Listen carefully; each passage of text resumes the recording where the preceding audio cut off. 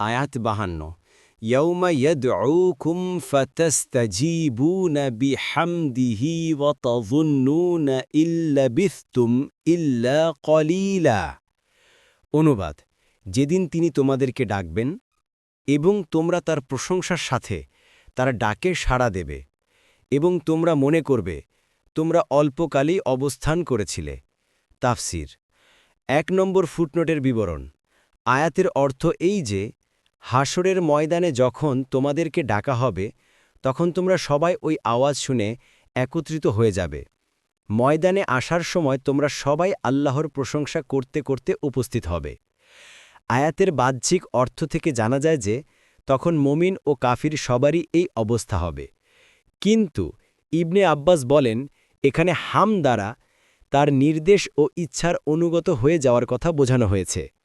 কাতাদা বলেন, এর অর্থ তোমরা তার পরিচয় জানতে পারবে এবং আনুগত্য করে তার ডাকে সাড়া দেবে। কোনো তাফসিরবিদ বলে যে এর অর্থ হচ্ছে, আর তার জন্যই যাবতীয় হামদ ও স্তুতি সর্বাবস্থায়। ইবনে কাসির কুরআন ও হাদিসের অসংখ্য বর্ণনা থেকে জানা যায় যে হাসরের ময়দানে বিভিন্ন স্থানে অবস্থান করতে হবে এবং প্রত্যেক অবস্থানস্থলে মানুষের অবস্থা বিভিন্ন রূপ হবে। ইমাম কুরতুবী বলেন, হাসরে পুনরুত্থানের শুরু হামদ দ্বারা হবে। সবাই হামদ করতে করতে উখিত হবে এবং সব ব্যাপারে সমাপ্তিও হামদের মাধ্যমেই হবে। যেমন বলা হয়েছে, আর তাদের হাসরের ফয়সালা হক অনুযায়ী করা হয়েছে এবং বলা হয়েছে যে সমস্ত প্রশংসা সৃষ্টি করে রবের আল্লাহর জন্য। সূরা জুমার ৭৫। ২ নম্বর ফুটনোটের বিবরণ। অর্থাৎ দুনিয়ায় মৃত্যুকাল থেকে নিয়ে কিয়ামতের দিনে উত্থান পর্যন্তকার সময়কালটা মাত্র কয়েক ঘন্টার বেশি বলে মনে হবে না। তোমরা তখন মনে করবে আমরা সামান্য একটু ঘুমিয়ে পড়েছিলাম, তার মধ্যে হঠাৎ এ কিয়ামতের শোরগোল আমাদের জাগিয়ে দিয়েছে। কুরআন তাদের এই সমস্ত কথাবার্তার বিভিন্ন চিত্র তুলে ধরেছে।